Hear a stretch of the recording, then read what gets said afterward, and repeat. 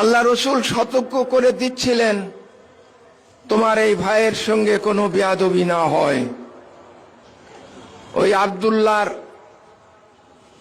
লাশটাকে সামনে রেখে আল্লাহ রসুল দোয়া করেছিলেন, ইয়া আল্লাহ পাকবারী, তোমার এই বান্দার জন্যে আমি আজ এই সন্ধ্যা পর্যন্ত